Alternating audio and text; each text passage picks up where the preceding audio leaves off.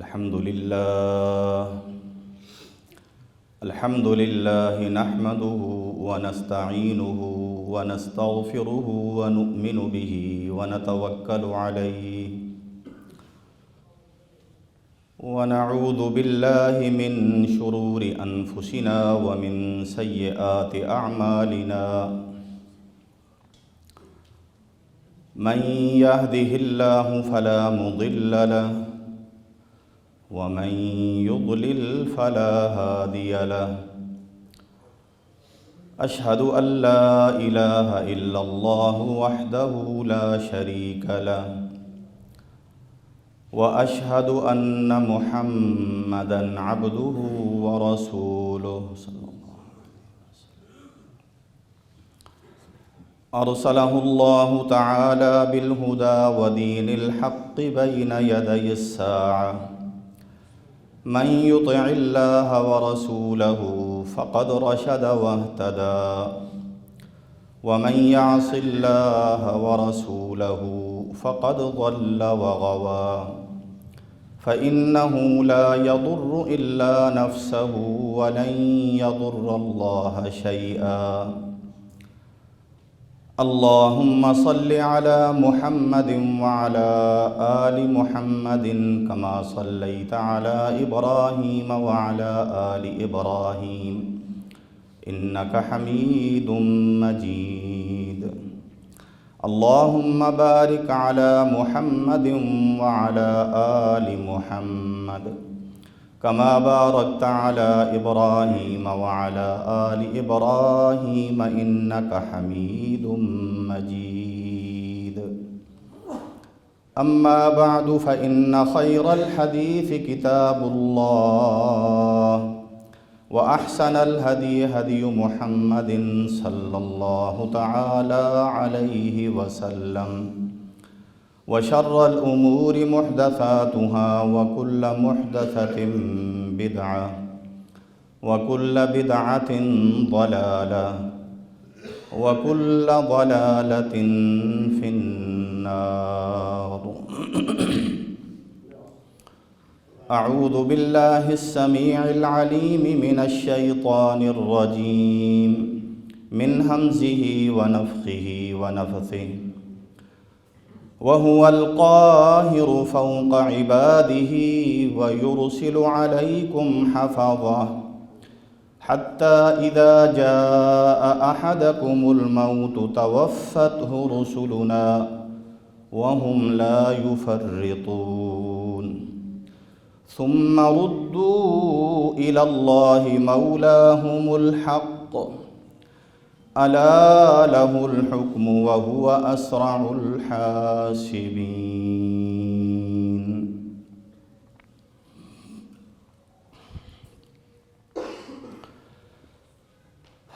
ہر طرح کی حمد و ثنا اللہ مالک الملک کے لیے ہے جو وحدہ لا شریک ہے، ساری کائنات کا خالق و مالک ہے۔ وہ ہمیشہ سے ہے، اس کی کوئی ابتدا نہیں، ہمیشہ رہنے والا ہے، اس کی کوئی انتہا نہیں۔ وہ قادر ہے، قادر مطلق ہے، اس کو کوئی چیز عاجز نہیں کر سکتی۔ وہ کامل اور مکمل علم والا ہے، اس سے کائنات کا ایک ذرہ بھی پوشیدہ نہیں، اور کائنات کا ہر عمل، ہر حرکت، ہر سکون اسی کے حکم سے سر انجام پاتا ہے۔ یہ دنیا، یہ اللہ نے ہمارے لیے دار العمل بنائی ہے۔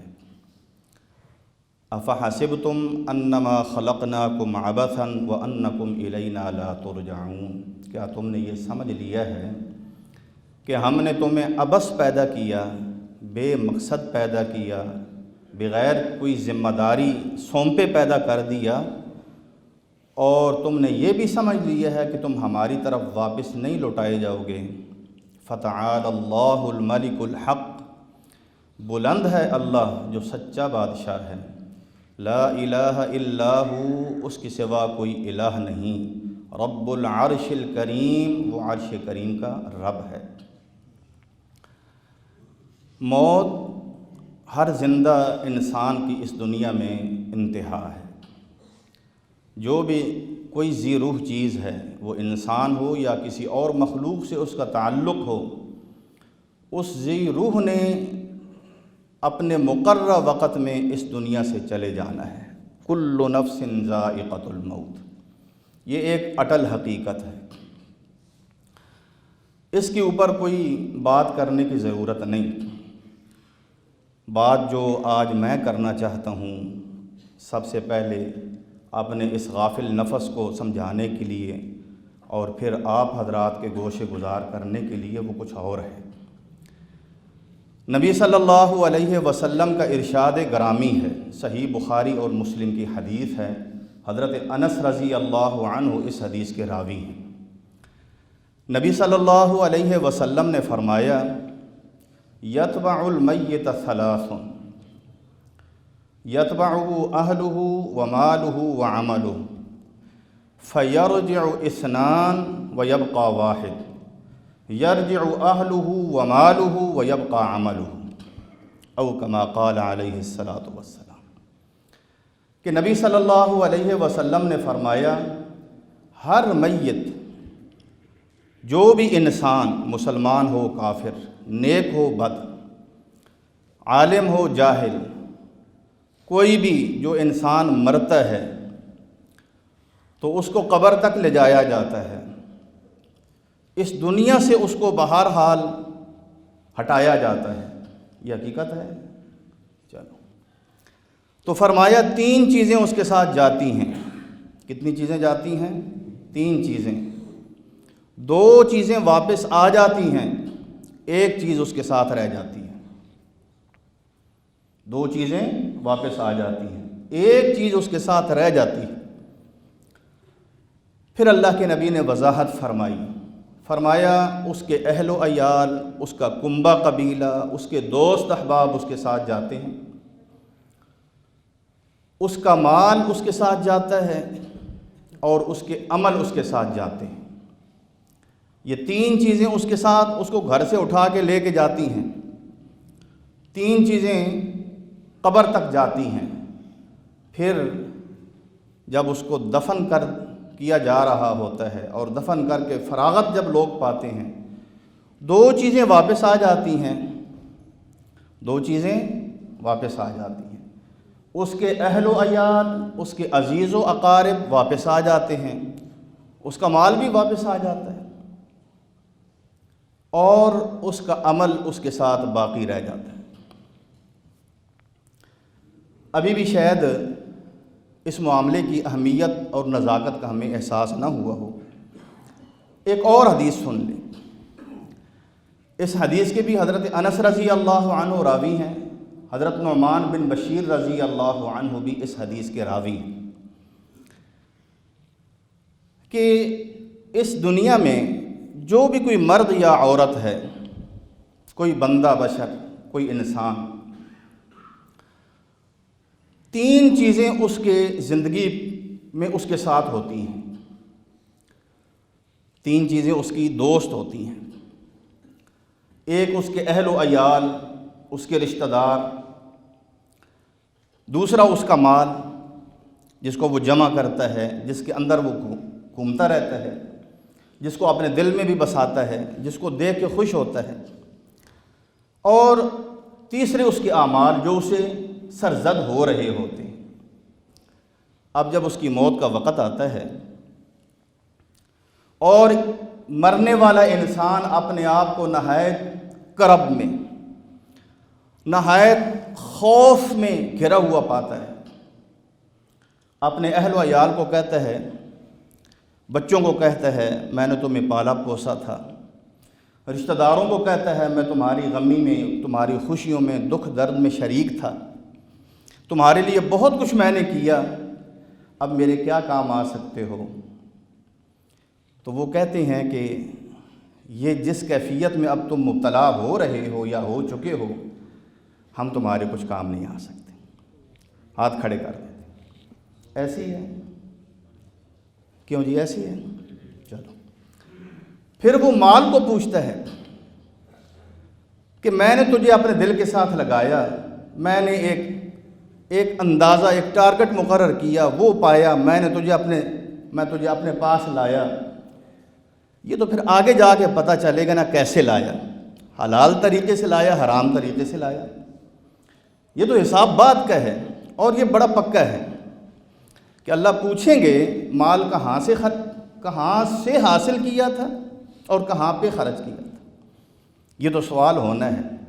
وہ اس مال سے پوچھتا ہے کہ دن رات میں نے تمہیں اپنے سینے سے لگائے رکھا، یہ محل اس کی طرف نظر کرتا ہے، یہ ساز و سامان اس کی طرف نظر کرتا ہے، سوچتا ہے میرا بینک بیلنس اتنا ہے، کروڑوں اربوں خربوں کا میں مالک ہوں۔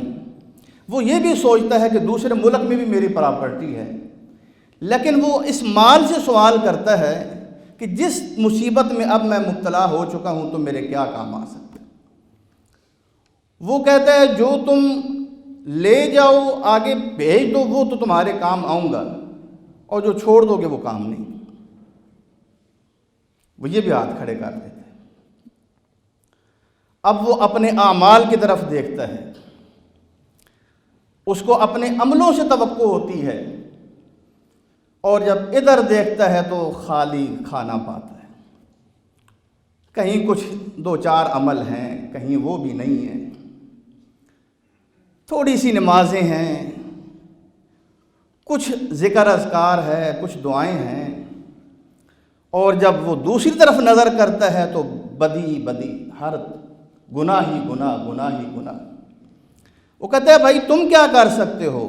تو عمل کہتے ہیں یہ تمہیں جہاں چھوڑ دیں گے بادشاہ کے دروازے کے پاس، قبر کی کال کوٹھڑی میں تمہیں جب یہ بند کر کے واپس آئیں گے میں تیرے ساتھ جاؤں گا، جہاں تو جائے گا میں تیرے ساتھ ہوں گا، جہاں نکلے گا میں تیرے ساتھ ہوں گا، یہ سب کچھ یہ پیچھے رہ جائے گا۔ وہ پھر افسوس کرتا ہے لَإِن كُنْتَ لَأَهْوَنَ الثَّلَاثَةِ عَلَيَّ، جن دو چیزوں کو میں ہر وقت اپنے ذہن میں سوار کیے رکھتا تھا وہ تو آج میرے کسی کام نہیں آ رہی، اور جس چیز نے میرے کام آنا تھا تو میں تمہیں ان تینوں میں سب سے زیادہ اگر حقیر تھا تو تھا۔ جب نماز کی بات ہوتی بہانہ کر دیتا وقت نہیں ہے، جماعت کے ساتھ نماز نہیں پڑھی جاتی، کام کا بہت بوجھ ہے، جوانی کے عالم میں بچوں کو کہا جائے نماز پڑھو، امتحانوں کے بہانے، بڑے امتحان ابھی پاس کرنے ہیں، اور ظالم انسان امتحان تو آگے آ رہا ہے۔ آج کتنی آسانی سے تو نیک اعمال کو کہتا ہے وقت نہیں، کوئی بات نہیں،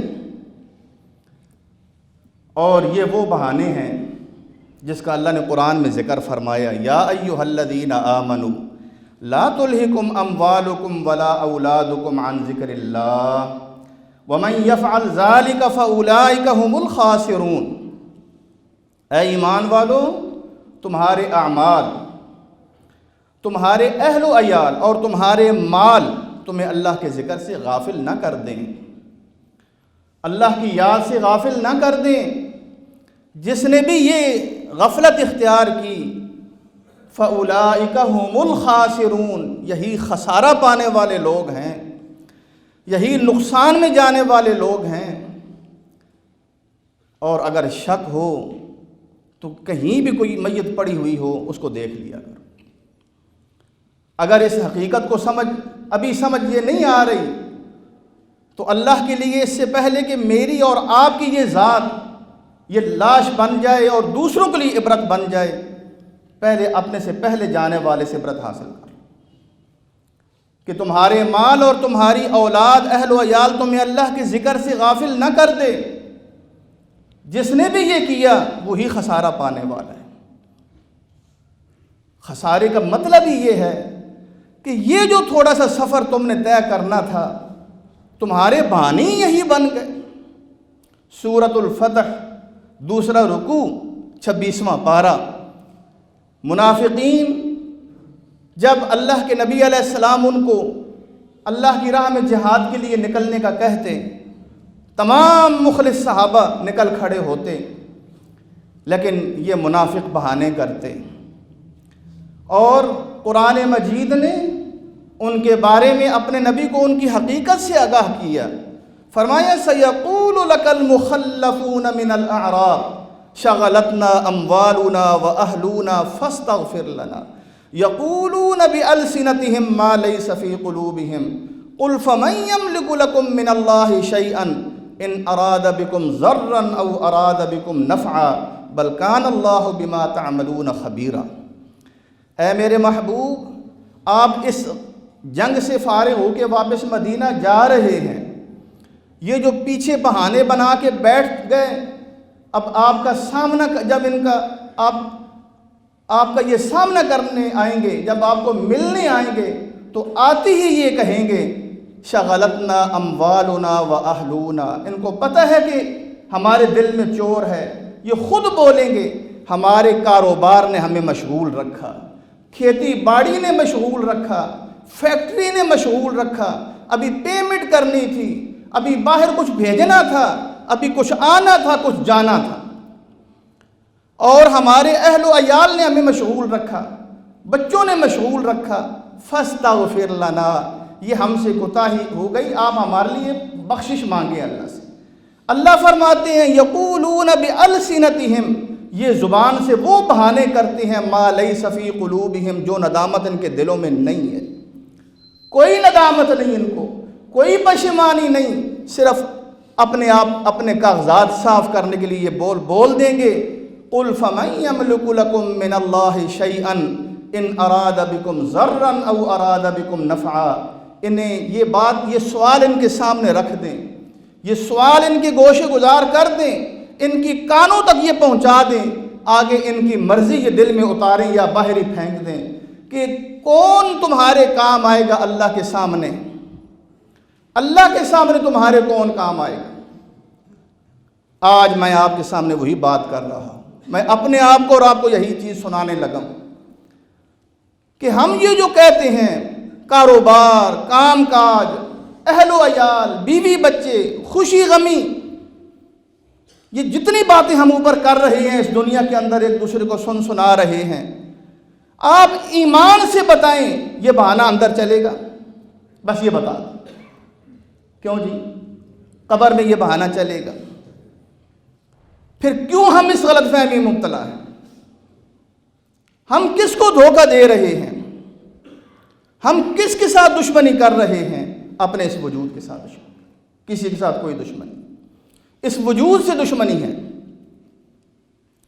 اللہ کے نبی نے فرمایا اہل و عیال ساتھ جاتے ہیں، اور اہل و عیال کا رونا، اہل و عیال کے بین کرنا، اہل و عیال کا پیچھے بے صبرہ ہونا، اہل و عیال کا جزا فضا کرنا، بیوی بچوں کو رات کو نیند نہ آنا، یہ سب کچھ یہ ان کے اپنے نقصان کی وجہ سے ہوتا ہے، میرے اور آپ کے نقصان کی وجہ سے نہیں ہوتا۔ یاد رکھیے، اس لیے رو رہے ہوتے ہیں، ماں باپ ہے تو اس لیے رو رہی ہیں، جوان بیٹا فوت ہو گیا، اس کو اپنے بڑھاپے کے لیے پالا تھا، بڑھاپے میں کام آئے گا، ہائے ہماری بدبختی، ہمارا جوان بیٹا ہمیں بڑھاپے میں چھوڑ گیا۔ یہی بات ہے، کیوں جی کوئی اور بات ہے؟ کس لیے رو رہا ہے یہ انسان؟ اپنے قسم پرسی پہ رو رہا ہے، اپنی بد نصیبی پہ رو رہا ہے، اپنے آپ کو بد نصیب کہہ رہا ہے کہ یہ میرا بیٹا نہ مرتا میرے کام آتا، تمہارے لیے کون رو رہا ہے؟ بیوی بچے رو رہے ہیں، کیوں رو رہے ہیں؟ بیوی رو رہی ہے بیوہ ہو گئی ہوں، سر کا سہارا، سر کا تاج اٹھ گیا، اب میں بغیر سہارے کے ہو گئی ہوں، لوگوں کی نظروں میں آ گئی ہوں، اس نے مجھے سہارا دیا ہوا تھا، اس نے مجھے ڈھانپا ہوا تھا، چھپایا ہوا تھا۔ کس لیے رو رہی ہے؟ اپنے لیے رو رہی ہے، اپنی بیوگی پہ رو رہی ہے۔ بچے رو رہے ہیں، کیوں رو رہے ہیں؟ اپنے یتیمی پہ رو رہے ہیں۔ تیرے لیے کون رو رہا ہے؟ ایک نیک انسان کی موت کا وقت تھا، نزع کا عالم تھا، ماں باپ پاس بیٹھے بیچارے رو رہے ہیں، بے بسی کی تصویر بنے بیٹھے ہیں، بیوی بیٹھی ہوئی ہے، بچے بیٹھے ہوئے ہیں، اور رو رہی ہیں مسلسل، وہ گھبراہٹ کے عالم میں ہے، وہ عالم نزع میں ہے۔ ماں باپ سے پوچھتا ہے پیارے ابا، پیاری اماں، آپ کیوں رو رہی ہیں؟ وہی بات کی انہوں نے، بیٹا تو اسے بڑی توقعات تھیں، ہمیں تو یہ تھا تو ہمارا جنازہ اٹھائے گا، لیکن ہائے بد نصیبی، ہمیں بڑھاپے میں تیری جوان میت اٹھانا پڑے گی۔ بیوی سے پوچھا پیاری ساتھی تم کیوں رو رہی ہو؟ وہی اس نے رونا رویا جو اس دنیا میں ہر عورت روتی ہے، ہائے میں بیوہ ہو جاؤں گی، میرے سر سے تاج، میرا سر کا تاج اٹھ جائے گا۔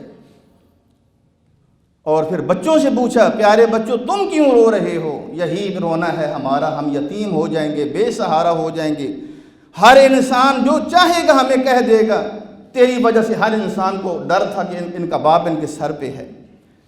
اللہ اکبر، کہنے لگا او بد ظالموں، تم اپنی دنیا کے لیے رو رہے ہو، میرے لیے کوئی نہیں رو رہا کہ میں کہاں جا رہا ہوں، میرے لیے تو کوئی رو رہا ہوں، میں دیکھوں کہ میرا باپ یہ کہے ہائے میرے بیٹے کا قبر میں کیا بنے گا، جب منکر نکیر سوال کرنے آئیں گے تو اس بیچارے کا کیا بنے گا، ہائے تیری اگلی منزل بڑی کٹھن آنے والی ہے، مجھے اس لیے رونا آ رہا ہے۔ نہ ماں نے یہ کہا، نہ باپ نے یہ کہا، نہ بیوی نے یہ کہا، نہ بچوں نے یہ کہا۔ ثم صرخ صرخة فمات، اس کی ایک دل دوز چیخ نکلی کہ سارے اپنے مطلب کے لیے رو رہے ہو، میرے لیے کوئی نہیں رو رہا، اور فوراً اس کی روح اس کے قفس انصری سے پرواز کر گئی۔ اور اللہ کے بندو، یہ ہے ہمارے اہل و عیال، یہ ہے میں اور آپ۔ ہم نے اپنے بڑوں کے جنازے اٹھائے تو روئے تھے، ہائے ہم یتیم ہو گئے، ہمارے ماں باپ ہمارے کام آتے تھے، ہائے میری ماں گئی، ہائے میرا باپ گیا۔ ان کو بعد میں کس نے یاد کیا؟ ان کی قبر میں منکر نکیر کے سوال کے لیے کون تڑپا؟ رات کو کس کو اس لیے نیند نہیں آئی، پوری رات سجدے میں پڑ رہا، یا اللہ میرے باپ کو بخش دینا، اے اللہ میرے باپ کی اگلی منزلیں آسان کرنا۔ اس ظالم انسان نے تو جنازے پہ یہ اعلان کیا تھا 3 دن بعد دعا ہوگی، آنا مل کے دعا کریں گے، میں آپ کو کھانا کھلاؤں گا، تم چلے جانا۔ اس نے تو یہ بھی نہیں سوچا کہ میرے باپ پہ جو قرض تھا، میرے بھائی پہ جو قرض تھا، میرے ماں کی جو حقوق تھے، وہ میں سب سے پہلے میں وہ پورے کروں، سب سے پہلے باپ کا قرض اتار دوں۔ میں نہیں، سارا جہان مل کے بھی دعائیں کرتا رہے، قرض جب تک نہیں اتاروں گا بخشش نہیں ہوگی۔ یہ تو کسی نے بھی نہیں کیا۔ جنازے میں اعلان کروا دیا اس بدبخت نے لوگوں کو سنانے کے لیے، بعد میں جب آئے تو کہا کہ میرے پاس تو ہے ہی کچھ نہیں، ساری کی ساری رجسٹریاں ضبط کر لیں، سارے اثاثے ضبط کر لیے، وہ تو اس چیز پہ بھی آمادہ نہیں کہ میں اپنے بھائیوں کو دوں، اپنی بہنوں کو دوں۔ مال کے اوپر جو باپ مال چھوڑ گیا، اس ظالم کو یہ عبرت نہیں ہوئی کل میں بھی یہ چھوڑ جاؤں گا۔ یتبع المیت ثلاث، تین چیزیں بھائی میرے اور آپ کے ساتھ جائیں گی، میرے اور آپ کے اہل و عیال جائیں گے، رشتہ دار جائیں گے جب ہم اس دنیا میں نہیں ہوں گے، اٹھا کے لے کے جائیں گے، رو بھی رہے ہوں گے، مال کا تذکرہ بھی ساتھ ہی جائے گا۔ قبرستان میں میرے اور آپ کے اوپر کوئی نہیں گفتگو کرے گا، ہماری زندگی کے اوپر کرے گا، نہیں بھائی کچھ کمایا نہیں، مزہ نہیں آیا، یا یہ ہاں بھائی کیا کہنے، بڑی اتنی کوٹھیاں تو چھوڑ آیا پیچھے، یہ باتیں وہاں ہو رہی ہوں گی۔ اور رہا معاملہ اعمال کا، اس کے بارے میں تو کوئی بات ہی کوئی نہیں۔ یہ اہل و عیال ہیں، ان کی بے چینیاں اپنے لیے ہیں۔ بہت کم ہیں ایسے لوگ کہ جو ایسے سعادت مند دنیا سے جائیں، واقعی جن کے اہل و عیال ماں باپ ہیں تو، بیوی ہے تو، یا بیوی کا خامد ہے تو، بچے ہیں بچیاں ہیں تو، وہ اس کی زندگی میں بھی اس کی آنکھوں کی ٹھنڈک تھے، وہ نیک تھے، نیک چلن تھے، نیک سیرت تھے، زندگی میں بھی ان کو دیکھ کے وہ اس کی آنکھیں ٹھنڈی ہوتی تھیں، اور آج جب یہ اپنی قبر میں گیا تو اس کے لیے اہل و عیال کی استغفار اور دعائیں اور نمازیں جو وہ اپنے لیے پڑھتے ہیں، وہ اس کے لیے نیک نامی کا ذریعہ بن رہی ہیں کہ تو پیچھے نیک اولاد چھوڑ کے آیا ہے، وہ تیرے لیے دعائیں کر رہے ہیں، وہ اتنی استغفار کر رہے ہیں کہ تیرے اتنے گناہ بخش دیے گئے، تیرے اتنے درجے بلند ہو گئے۔ یہ تو بات ہی کوئی نہیں ہے۔ رہا یہ معاملہ کہ ہم رو رو کے ایک دن آتا ہے کہ بہت محبوب سے محبوب بھی رشتہ دار ہو، بالآخر یہ دنیا کا نظام ایسا ہے کہ یہ غم ہلکا ہو ہی جاتا ہے۔ سیرت کے واقعات میں سے تابعین کے دور کے ایک واقعہ ہے، سیدنا حسن بن علی، واقعہ بڑا ہی سبق آموز ہے، آپ حضرات کے گوشے گزار کر رہا ہوں۔ اہل بیت کے ایک عظیم انسان حضرت علی کرم اللہ وجہہ کے پوتے، ان کا نام بھی حسن تھا، والد نے اپنے نام پہ بیٹے کا نام رکھا۔ پھر یہ جس کا ذکر ہو رہا ہے جو فوت ہوا، اس کو بھی اللہ نے بیٹے دیے، اس عظیم ہستی کو۔ ان بیٹوں میں سے ایک کا نام اس نے حسن رکھا۔ گویا یہ 3 لڑیاں ایسی تھیں، حضرت علی کے بیٹے کا نام حسن ہے، انہوں نے اپنے بیٹے کا نام حسن رکھا، انہوں نے اپنے بیٹے کا نام حسن رکھا۔ تو جس حسن کا میں ذکر کر رہا ہوں یہ حضرت علی کے پوتے ہیں، فاطمۃ الزہرا سیدۃ الجنہ کے پوتے ہیں۔ حضرت حسن بن حسن جوانی کے عالم میں فوت ہو گئے۔ سن 97 ہجری میں مدینہ منورہ میں جنت بقیع الغرقد قبرستان میں ان کو دفنایا گیا۔ جوانی کا عالم تھا۔ نیک نام بیوی فاطمہ بنت حسین رضی اللہ عنہا، حضرت حسین کی بیٹی ہیں، حضرت علی کی پوتی ہیں، چھوٹے چھوٹے بچے ہیں۔ جب فوت ہوئے اتنا دل کو تکلیف پہنچی، اچانک خامند کا جدا ہو جانا، کہ گھر کھانے کو دوڑ رہا تھا، اپنے بچوں کو لیا، ایک خیمہ اٹھایا گھر سے اور قبر کے پاس لگا لیا۔ ایک انتہا تھا غم کی انتہا تھی، دکھ تھا، کرب تھا کہ اب اس دنیا میں ہمارا جینا مشکل ہے، اب اس دنیا میں کیسے جئیں گے۔ بچوں کو اٹھایا، خیمہ لگا لیا قبر کے پاس، 1 سال ادھر ہی خیمے میں رہی۔ گھر سے افراد آ کے روٹی دے جاتے تھے، لیکن دنیا تھی کہ بالکل تاریک۔ جب سال گزرا، اب کتنا عرصہ وہاں رہتی، سال کے بعد اپنے خادم کو کہا کہ اب ہمیں گھر چلی جانا چاہیے، رات کو آنا، یہ خیمے اتار لینا، ہم رات کو گھر چلے جائیں گے۔ رات کو جب خیمے سمیٹے جا رہے تھے، وہ سامان تھوڑا سا اٹھایا جا رہا تھا، قبرستان کے ایک طرف سے آواز آئی، وہ کوئی فرشتہ تھا یا جن، اس نے سوال کیا، ہل وجدوا ما فقدوا، ہل وجدوا ما فقدوا، بھائی جو چیز انہوں نے گم پائی تھی، جو پیارا گم ہوا تھا، کیا ان کو مل گیا 1 سال یہاں بیٹھنے پہ؟ 1 سال یہاں بیٹھے رہنے سے وہ واپس مل گیا ان کو؟ دوسری طرف سے جواب آیا، لا بل یئسوا فانقلبوا، نہیں، اس نے کب ملنا تھا، وحرام علی قریۃ اہلکناہا انہم لا یرجعون، جانے والا کوئی بھی ہو، نیک ہو بد ہو، حتیٰ کہ اللہ کی راہ میں شہید ہونے والا ہو، جس سے اللہ خود پوچھتے ہیں تیری تمنا کیا ہے، تو اپنی تمنا بتا، میں تیری ہر آرزو پوری کروں۔ شہید تو یہی کہتا ہے کہ مجھے واپس یا اللہ دنیا میں لٹا، میں دوبارہ تیرے راستے میں لڑتا ہوا شہید ہونا چاہتا ہوں۔ اللہ کہتے ہیں یہ تو نہیں ہوتا، جو جاتا ہے اس نے تو واپس کوئی نہیں آنا۔ تو آواز یہی آئی، بل یئسوا فانقلبوا، نا امید ہو کہ اب یہ واپس جا رہے ہیں۔ اللہ کے بندو، یہ تو ایک حقیقت ہے اٹل، کہ جانے والے کے ہم پیچھے سے کوئی کام نہیں آ سکتے، سوائے اس کے کہ ہم نیکی کا راستہ اختیار کریں۔ دل پہ ہاتھ رکھ کے بتائیے، جب ہمارے ماں باپ فوت ہوئے، کوئی عزیز فوت ہوئے، ہم کتنے تڑپے تھے، لیکن آج سال 2 سال 10 سال ہو گئے، آج ان کے لیے کتنا تڑپ رہے ہیں۔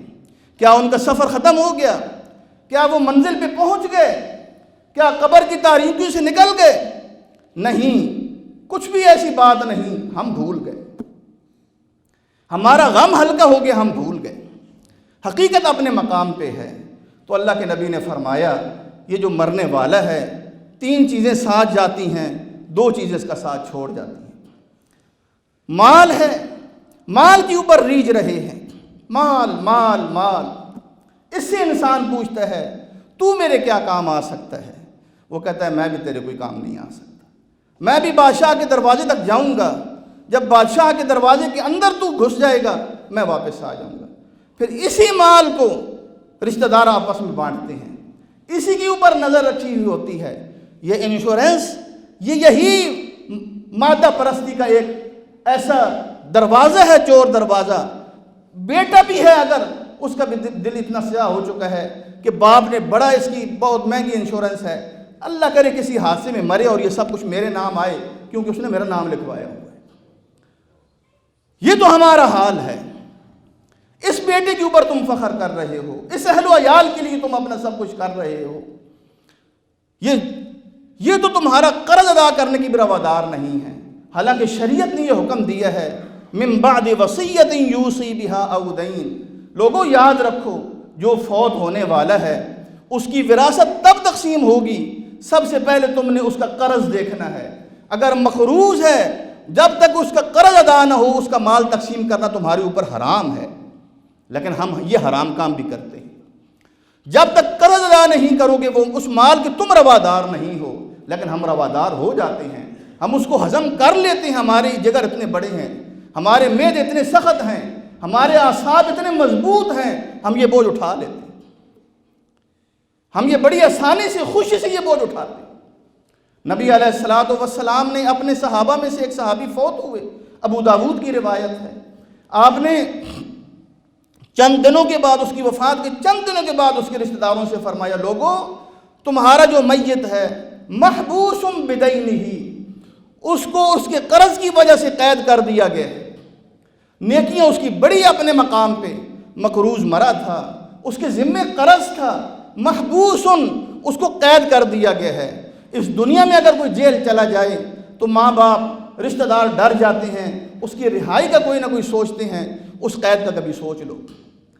ہمارے بڑے گئے، ماں باپ گئے، بہن بھائی گئے، مقروض مرے، اور ہم نے وہ سب کچھ اپنے ہڑپ کر لیا۔ محبوس لوگوں کو دکھانے کے لیے دعائیں کی، لوگوں کو دکھانے کے لیے عمرے کیے، لوگوں کو دکھانے کے لیے ہم نے پروگرام کیے، یہ سب کچھ لوگوں کو دھوکہ دینے کے لیے۔ یہ لوگوں کو دھوکہ نہیں دیا، اپنے آپ کو دیا ہے، اور مرنے والے سے ظلم کیا ہے۔ ہماری تو یہ حالت ہے، مادہ پرستی اتنی غالب ہے ہمارے اوپر، کہنے کو ہم مسلمان ہیں، ہمارا موت پہ یقین ہے، حساب کتاب پہ یقین ہے، یہ ہے ہمارا حساب کتاب۔ نبی صلی اللہ علیہ وسلم نے فرمایا تمہارا میت قید میں ہے، جکڑ دیا گیا ہے قید قرض کی وجہ سے، اب تمہاری مرضی ہے اپنے قیدی کو چھڑا لو اس کا قرض ادا کر کے، یا اس کو رہنے دو، بند رہنے دو، یہ تمہاری مرضی ہے۔ کرو دعائیں، کراؤ پروگرام، کراؤ عرس، کراؤ برسیاں، یہ ہے ہمارا حال۔ یہ سب کچھ دنیا کو دکھانے کے لیے، دنیا کیا کہے گی، رشتہ دار کیا کہیں گے، دوست احباب کیا کہیں گے، تانے، یہ تمہیں ہضم نہیں ہوتے، اس کے لیے تم ہزاروں لگا دیتے ہو، اور اس مرنے والے کے لیے تم اتنے بڑے دشمن ہو کہ تم اس کا قرض ادا کرنے کے بغیر اس کا تم نے مال اپنے اندر تقسیم کر دیا۔ ہماری مسلمانی کون سی ہے؟ ایک کافر میں اور ایک مسلمان کی سوچ میں یہاں کیا فرق رہ جاتا ہے؟ یہ کون سی زندگی ہم گزار رہے ہیں؟ کس راہ عدم کی ہم جو ہے وہ راہی بننے کے لیے تیاری کر رہے ہیں؟ یہ وہ راہ ہے، یہ وہ خوفناک راستہ ہے جو اللہ والوں کو رات کو چین کی نیند نہیں سونے دیتا تھا۔ اگر قرض ہے اللہ کے لیے اس دنیا میں کر لو ادا، اس مال کو سینے سے نہ لگاؤ۔ ایک تمہارا اوپر گھر ہے، ایک یہ اوپر ہم گھر بنا کے اس کو ہم خوب آراستہ کر رہے ہیں، اور ہم ایک گھر کی بجائے 20 گھر بنا رہے ہیں، ہم جائیدادیں خرید رہے ہیں، اور ہمارا قرض ہمارے کندھوں کے اوپر ہے۔ یہ سب کچھ ہم کر رہے ہیں۔ لقمان حکیم نے اپنے بیٹے کو کہا تھا، بیٹا ہر انسان کے 2 گھر ہوتے ہیں، ایک گھر وہ ہے جو اس زمین کے اوپر ہے، ایک گھر وہ ہے جو زمین کے اندر ہے۔ وہ گھر جو تمہاری نظروں سے غائب ہے، تمہیں اس سے تمہارا یہ نظر آنے والا گھر غافل نہ کر دے۔ بتائیں، ہاتھ کوئی کھڑا کر کے کہے میرا وہ گھر نہیں ہے، میں نے ادھر ہی رہنا ہے، کھڑا کرے کوئی ہاتھ۔ اس گھر کے لیے ہم نے اپنا آخری گھر برباد کیا ہوا ہے، اور اوپر قبر پہ پھر ہمارے اوپر کیا لکھ دیتے ہیں؟ آخری آرام گاہ۔ یہ تو اس سے پوچھنا کہ اس کو آرام ہے کہ کیا ہے، اوپر کیا لکھا ہوتا ہے جی؟ ہاں جی، سنگ مرمر پہ آخری آرام گاہ۔ تمہارا باپ اندر آرام کر رہا ہے، تمہاری ماں آرام کر رہی ہے، یہ اس سے پوچھو نبی صلی اللہ علیہ وسلم نے فرمایا لوگو القبر اما روضۃ من ریاض الجنہ او حفرۃ من حفر النار، یہ قبر جس میں تم جاؤ گے یا تو یہ جنت کا باغیچہ بن جائے گی یا یہ جہنم کا گڑھا بن جائے گی۔ آج ہمیں نظر آ رہا ہے کہ ہم جب کسی عزیز کو دفنانے جاتے ہیں، ایک وقت تھا، اب بھی ہے کہ جب اس کو دفنایا جاتا ہے ایک حقیقت کو سامنے رکھا جاتا ہے، حقیقت سے نظریں نہیں چرائی جاتی، اس کو صرف 3 کپڑوں میں دفن کر دیا جاتا ہے۔ اور ایک وہ چیز ہے جو ہمارے اوپر دن بدن سوار ہو رہی ہے، اور مجھے خطرہ ہے کہ اگر ہم اس سے بیدار نہ ہوئے تو ہم نے فرعونوں جیسے کام کرنے شروع کر دینے ہیں۔ اب ہم چٹائیاں بچھاتے ہیں نیچے، پہلے صرف کھجور کے پتوں کی چٹائی بچھائی جاتی تھی، آج کل اس کے اوپر روئی بچھائی جاتی ہے۔ کل ایسے ہوگا جب کفن بیچنے والے آپ کو گدا دیں گے آپ خوشی سے وہ لے آئیں گے، پرسوں آپ کو لحاف بھی اڑھا دیں گے، پھر اگلے دن آپ کو کچھ اور بھی کروا دیں گے۔ آپ یہ سب کچھ کرو گے اگر آپ نے حقیقت کو نہ مانا کہ میت صرف 3 کپڑوں میں دفنایا جاتا ہے، پھر آگے قبر ہے یا جنت کا اس کے لیے باغیچہ ہے، جہنم کا گڑھ ہے۔ یہ جو کچھ اس کے ارد گرد لپیٹو گے، اگر خدا نہ خواستہ یہ اللہ کا مجرم ہوا، یہ جہنم کی آگ بنے گی، تم اپنے طور پہ اپنے آپ کو سکون دے لو۔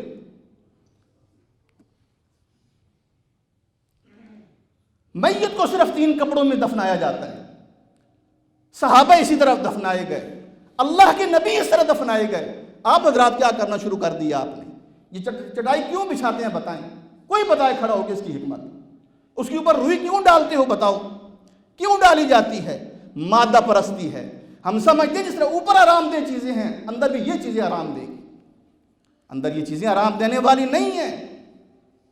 ایک دور تھا فرعونیوں کا، جب ایک فرعون مرتا تھا اس کے لیے زمین کے نیچے پورا محل بنایا جاتا تھا، پورا محل زمین کے نیچے بنایا جاتا تھا، سونے کے برتن رکھے جاتے تھے اور زندہ خادموں کو اس کے ساتھ دفن کر دیا جاتا تھا، یہ اس کی خدمت کریں گے۔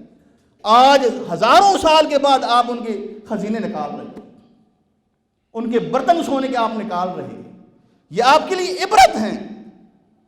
زمانہ کوئی بھی رنگ اختیار کر لے، اللہ کے قانون نہیں بدلیں گے، اللہ کے قانون نہیں بدلیں گے۔ انسان آدم سے لے کر قیامت تک ایک ہی قانون کا پابند ہے، جو دنیا میں عمل کیا آخرت میں وہی کاٹے گا، بس۔ پھر تیسری چیز عمل ہے، انسان کے ساتھ عمل چلا گیا، اب یہ عمل اس کے ران پہ ہاتھ مارتا ہے، اٹھو، جب اس کی آنکھ کھلتی ہے کہتا ہے میں کہاں آ گیا ہوں، کس تاریک جگہ میں آ گیا ہوں، کہاں میں آ گیا ہوں، میرے بیوی بچے کدھر ہیں، میرے بہن بھائی کدھر ہیں، میرا مال کدھر ہے، یہاں تو میں، وہ کہتے ہیں وہ سب کچھ تمہارا ساتھ چھوڑ گئے ہیں، اب ہم تمہارے ساتھ ہوں گے۔ اللہ کے نیک بندے یہ حدیث بیان کر کے رویا کرتے تھے اور کہا کرتے تھے خوش قسمت ہے وہ انسان جس کے نیک اعمال ہوں گے جس کے ساتھی، اور بدبخت ہے وہ انسان جس کی برائیاں اس کا زندگی بھر آخرت کی زندگی میں اس کے لیے برا ساتھی بن جائیں گے، جو اس کو تڑپاتی رہیں گی۔ بتائیے میں نے اور آپ نے کیا سرمایہ اختیار کیا؟ اب آپ آخری بات بتائیں، میں بتاؤں آپ بتائیں، اپنے آپ سے پوچھیں میں نے اور آپ نے کیا کیا ہے؟ ہمارا سفر کتنا رہ گیا ہے اس دنیا میں، کتنا گزار چکے ہیں، زاد راہ کدھر ہے، سامان کدھر ہے اس سفر کا؟ حضرت علی کرم اللہ وجہ رات کے پچھلے پیر کہا کرتے تھے آہ من قلت الزاد وبعد السفر ووحشت الطریق، ہائے ہائے ہائے نیند نہیں آ رہی، من قلت الزاد، زاد راہ کوئی نہیں ہے، بعد السفر، سفر بڑا لمبا ہے، ووحشت الطریق، راستہ بھی وحشت ناک ہے، ساتھی بھی کوئی نہیں۔ یہ کون کہتے تھے؟ یہ وہ ہستیاں کہتی تھیں جن کا ایک ایک عمل ان کی جنت کی بشارت تھا، جن کا ایک ایک سفر ان کے لیے جنت کا بشارت تھا، جن کو قدم قدم پہ رضی اللہ عنہم کہا گیا۔ وہ تو رات کو پچھلے پیر اٹھ کے روئیں اور کہیں ہائے سامان سفر کوئی نہیں ہے، سفر بڑا لمبا ہے اور راستہ بڑا پرخطر ہے۔ وہ تو یہ کہیں جن کو قرآن کہہ رہا ہے کھول کھول کے پڑھیں، جن کو کہا جا رہا ہے یہ جنت میں جائیں گے، یہ جنت میں جائیں گے، یہ جنتی ہیں، لیکن وہ اس دنیا کے اندر سکون کی نیند نہیں سو پا رہے۔ ابو ہریرہ رضی اللہ عنہ جب فوت ہونے لگے قبلے کی طرف منہ کر کے دیوار کی طرف رونے لگ گئے۔ ساتھیوں کا یہی کام ہوتا ہے، نیک ساتھیوں کا۔ وہ تسلی دیا کرتے تھے، آپ کیوں رو رہے ہیں، کیوں پریشان ہو رہے ہیں، آپ کی زندگی اچھی گزری، آپ نے اچھے عمل کیے، آپ کے لیے یہ بشارتیں ہیں۔ جب روئے، لوگوں نے کہا کیوں رو رہے ہو؟ کہا میں دنیا چھوڑنے کے افسوس پہ نہیں رو رہا، اس لیے نہیں رو رہا کہ میں دنیا سے جا رہا ہوں اور تمہارا ساتھ چھوڑ رہا ہوں۔ مجھے رونا اس لیے آ رہا ہے کہ جس سفر پہ اب میں ڈلنے لگا ہوں، جو سفر اب مجھے درپیش ہے، اس میں زیادہ راہ کوئی نہیں اور سفر بڑا لمبا ہے۔ یہ وہ ابو ہریرہ ہیں جن سے ہزاروں حدیثیں مروی ہیں۔ اللہ کے نبی نے فرمایا جو علم انسان پیچھے چھوڑ جائے، جب تک اس سے فائدہ اٹھایا جائے گا لوگ اسے فائدہ اٹھائیں گے، مرنے والے کو فائدہ پہنچتا رہے گا۔ 1400 سال ہو گئے ابو ہریرہ رضی اللہ عنہ سے ہزاروں مروی احادیث، 24 گھنٹوں میں ایک لمحہ ایسا نہیں ہوتا کہ حضرت ابو ہریرہ کی کوئی حدیث بیان نہ ہو رہی ہے۔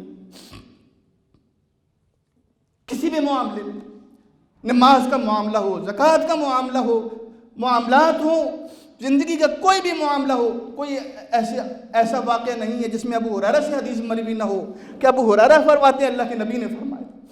وہ ابو ہریرہ کیا فرما رہے ہیں؟ سامان کوئی نہیں ہے، سفر بڑا لمبا ہے۔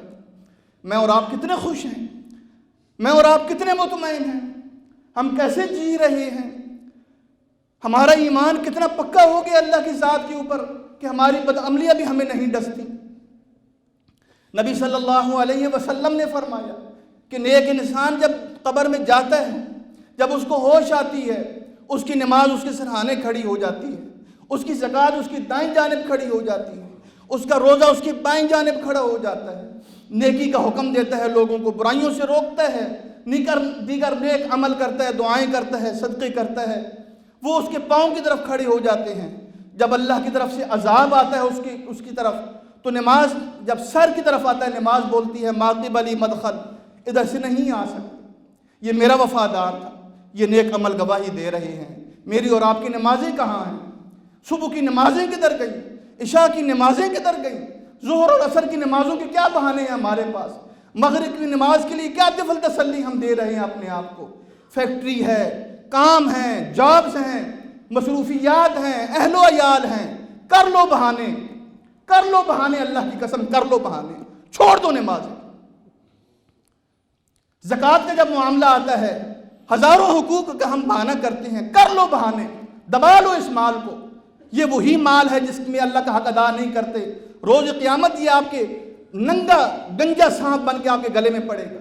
کر لو بہانے، زکوٰۃ نہ دو، اللہ کی راہ میں نہ خرچ کرو، روزوں کے بہانے کر لو کہ آپ کو شوگر ہے، بی پی ہے اور تھوڑی سی کوئی بیماری ہو تو فدیہ کیسے دینا ہے، کر لو بہانے،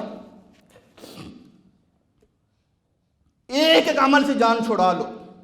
جب عذاب آئے گا، نماز نظر نہیں آئے گی آپ کو، کہو گے کاش میں نماز پڑھتا۔ جب عذاب دائیں طرف سے آ کے آپ کو گھیرے گا، کہو گے کاش کہ میں زکوٰۃ دیتا۔ جب بائیں طرف سے آئے گا، کہو گے کاش میں روزے رکھتا۔ جب پاؤں کی جنب ہر جانب سے ہمیں عذاب جب گھیر لے گا، پھر ہم ان عملوں کو روئیں گے، پھر اس زندگی کو روئیں گے۔ یہ وہ زندگی ہے جس میں ہم آج کس طرح اپنے آپ کو ہم دھوکہ دے رہے ہیں۔ تو اللہ کے بندو، اس حدیث کو میں نے شروع میں پڑھا تھا، پھر پڑھ دیتا ہوں۔ اللہ کے نبی نے فرمایا ہر مرنے والے کے پیچھے 3 چیزیں جاتی ہیں، اس کے اہل و عیال جاتے ہیں جو وہاں قبرستان میں جا کے دنیا کی بات نہیں چھوڑتے، اس کا مال جاتا ہے جس کے اوپر وارثوں کی نظر ہوتی ہے، اور اس کے عمل جاتے ہیں۔ اپنے اعمال کو میں اور آپ دیکھ لیں، پرکھ لیں۔ فرمایا 2 چیزیں واپس آ جاتی ہیں، ایک چیز عمل اس کے ساتھ رہتے ہیں اور ہمیشہ ہی رہیں گے۔ نیک ہوا، کامیاب ہو گیا، بدبخت ہوا وہ انسان جس نے نیکیوں کا سرمایہ اکٹھا کرنے کے بجائے گناہوں کے ڈھیر جمع کیے ہوئے ہیں۔ اقول قولی ھذا واستغفر